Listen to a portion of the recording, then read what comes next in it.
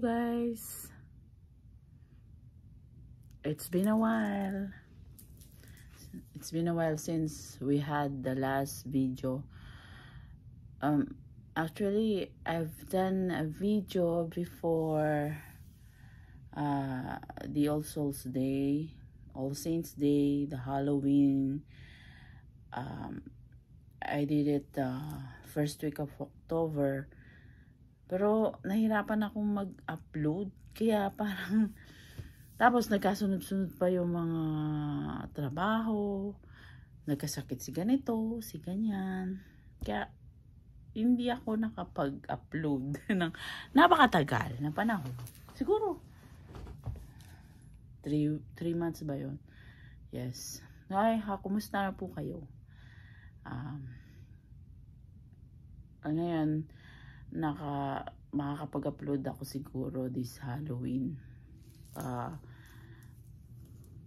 Yung paglalakad-lakad namin dito sa walking around here, around the village,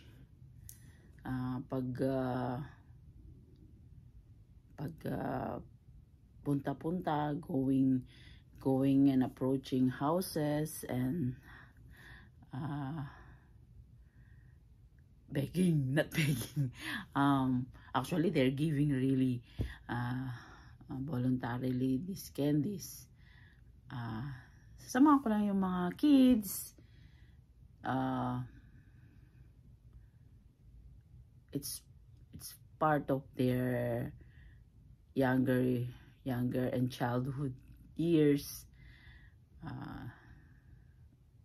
It's for them to remember. Okay, yeah. And then I will just add just a little bit an addition for my Halloween vlog.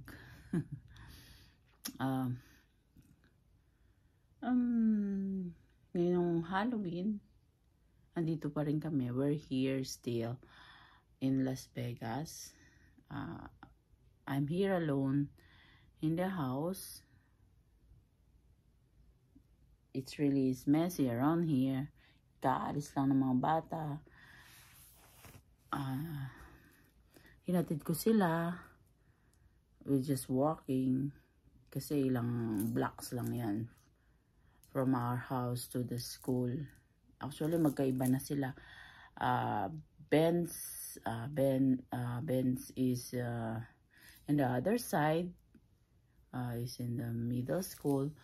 And 30 is still in elementary school. Kagabi, masakit daw ang tenga ni 30, pero I insist pero wala na siya. Pagising niya, he's already okay. And alam mo yung, I had this oil na pag sumasakit yung tenga mo is you just gently clean the outer part of your ears with this kind of oil. Talagang para sa, intended siya for the ear. Based on my experience, ano naman siya, effective siya. Still, naalala ko lang yung in the Philippines, how do they celebrate Halloween? Doon, early in the morning, November 1st. Pero before that, we saw to it that it's very clean now for the preparation for the November 1st. Usually, nung nandyan yung mom ko, 1 week before, nagpapalinis na yon. Lahat of preparation, ginagawa na niya. Tapos minsan nagpaparinig siya na paano, sabi niya, nagjo-joke siya na paano pag ako kaya nawala? Sino kaya ang mag-aasikaso?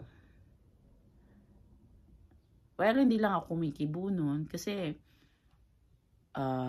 alam ko naman kung nandyan ako, siguro naman makakapag-share ako ng pagpapalinis doon sa munti naming lugar doon sa sementeryo. Pero since nandito kami, layo ko, hanggang ano na lang ako, hanggang isip-isip na lang ako. Tsaka dito na lang ako sa bahay, nagsisindi ako ng mga candles, nag-offer ako ng kung mayroong bulaklak, and then candles, and then most especially prayers, siyempre. Yung mga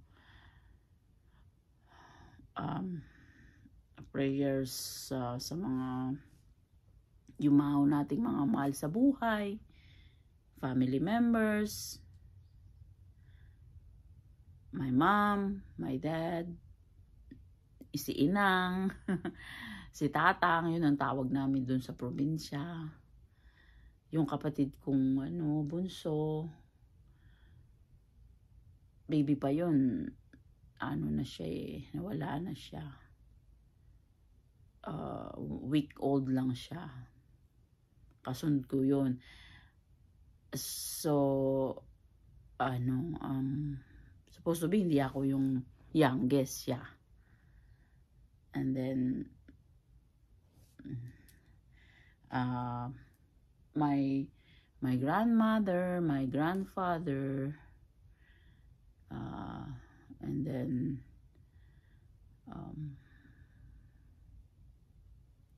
lately, yung first year niya, yung brother ko.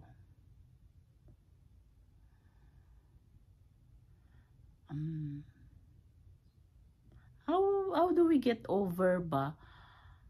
How do we get over the passing of our loved ones?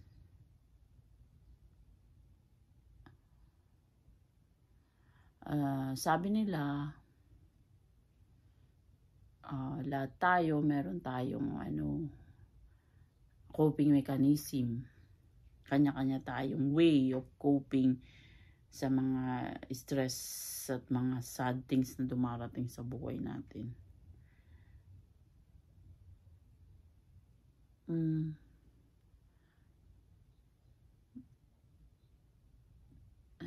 It's heart-wrenching kapag nandiyan ka na situation na yan. Ngayon,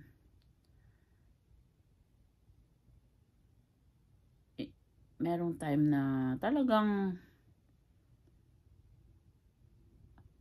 denial ka pa.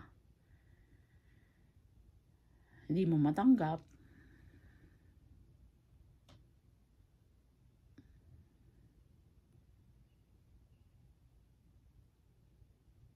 Pero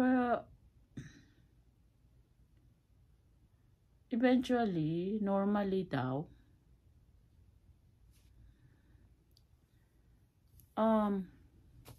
pinakamatagal na yung 1 taon.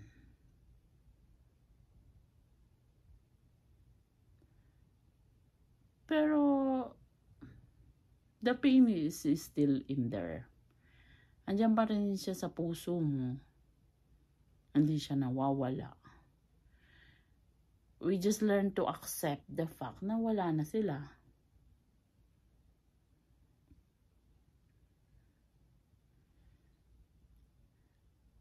We get to move on with our lives at tanggapin na lang kasi alam naman natin na nagpapahinga na sila. Nasa magandang kalagayan na sila, peacefully with our Creator.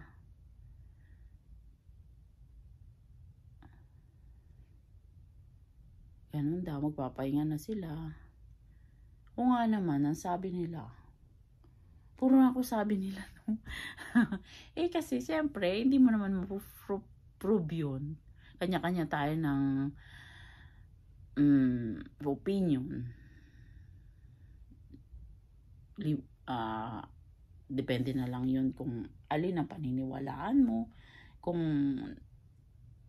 there's isang bagay na napatunayan mo, kaya yun ang paniniwalaan natin. Kung alin ang napatunayan na natin. Yun. Pero, pinakamahirap palang tanggapin yung, siguro isa siya sa pinakamahirap tanggapin yung losing a loved one through suicide, diba?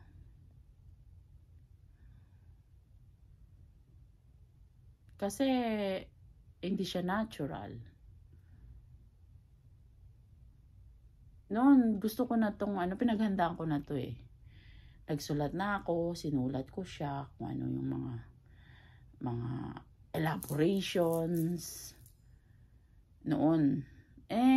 Kanina, nahanap ko yung, yung mga details ng mga dapat ko sanang sabihin. Kaya lang, hindi ko na makita. Kaya, ito, na lang to, summary. Summary na lang siya. Sabi ko, maganda tong topic pag Halloween. Bakit masakit siya? Mas mahirap siya na makakope up ka sa suicide ng mahal mo sa buhay. Kasi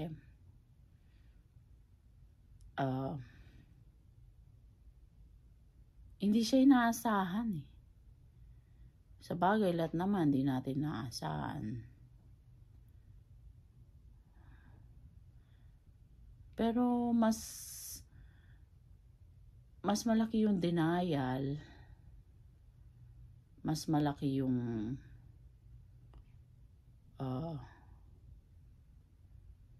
evaluate mo kasi kung liban dun sa pain na mararamdaman mo, you will going to evaluate,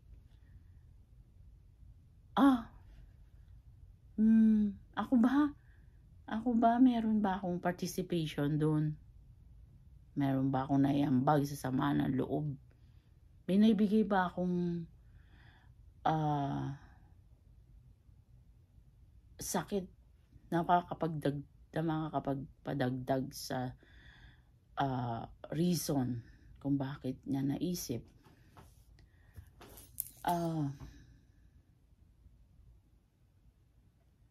Yun.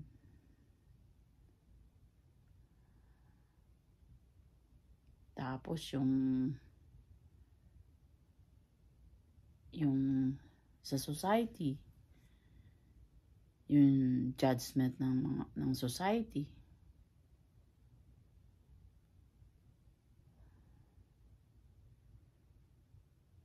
Siya, mas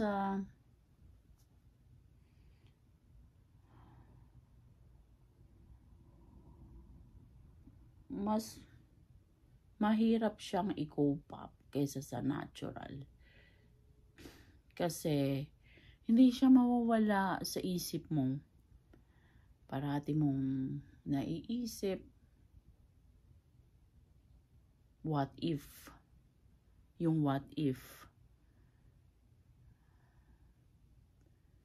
Pero given the situation na nasaan tayo lahat, actually,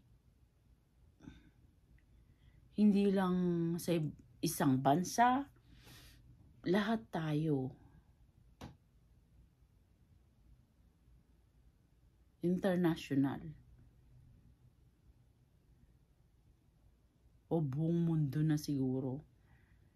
Nakaranas tayo ng kakaibang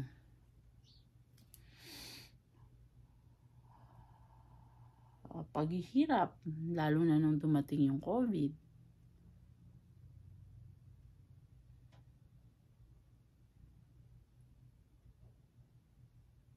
Nagkaroon tayo ng maraming na-torture. Maraming hindi alam kung anong gagawin.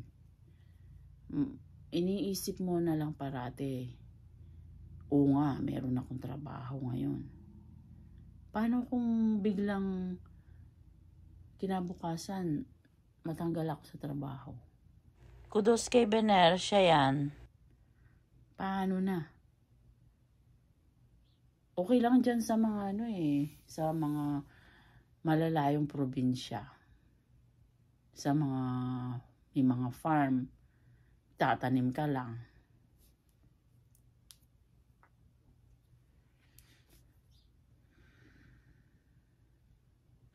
Mangingisda ka lang.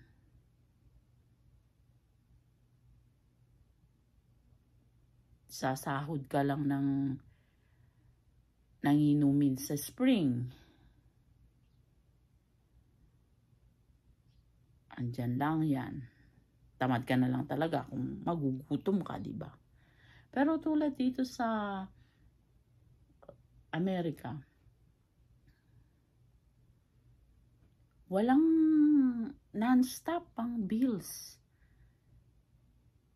Walang tigil sa pagdating ang bills. Konting hinga mo, may bayad.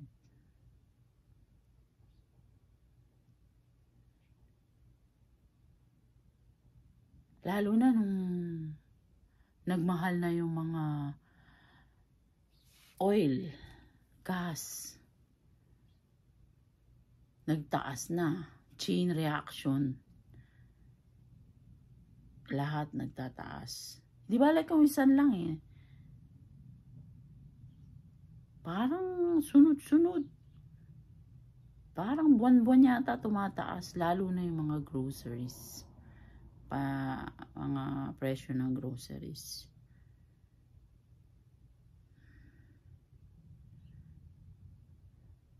Pero, syempre, yung mga reality na yun, yung mga realities of life, hindi mo naman yung itatanim sa isip mo kasi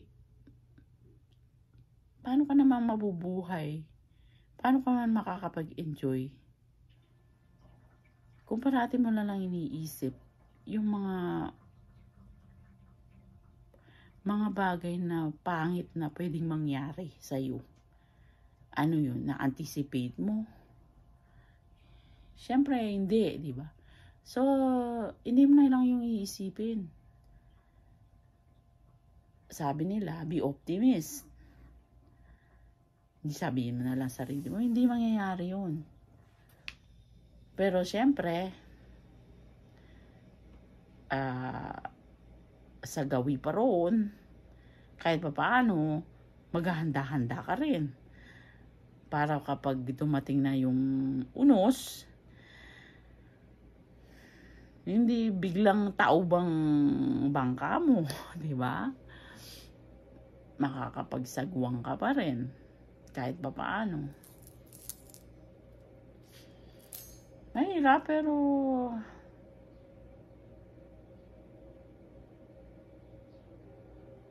kailangan ka lang maging balance eh. Balansin mo lahat.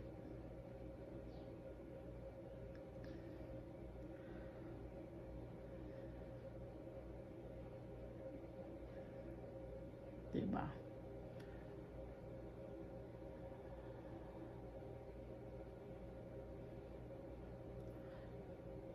Medyo ilang 20 minutes na rin ako. Okay guys,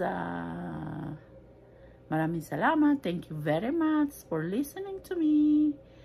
Listening for my short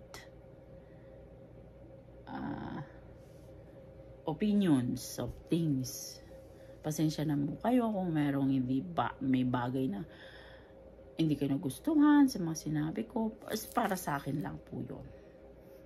That's in my own opinion lang po. pagpasensyaan nyo na po. Thank you very much. Ingat po tayo lahat. Bye-bye. Siya nga pala, gusto ko rin palang idagdag. Gusto kong pasalamatan si ate ko. Hello, Ate Len. Salamat. Salamat sa mga pagpupuno mo ng mga bagay na hindi ko maasikaso dyan. Ngayong Halloween, ikaw ang lahat nag-asikaso dyan sa sementeryo.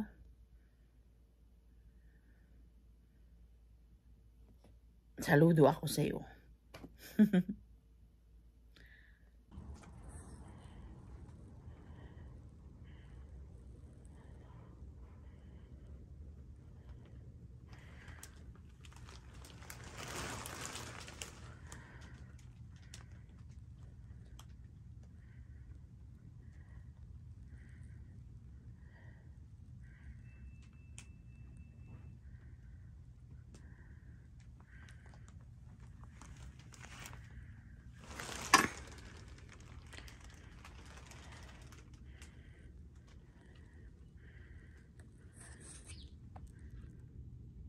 O yan guys, kinlose up ko na yung halaman kung saan ko kinuha itong bulaklak.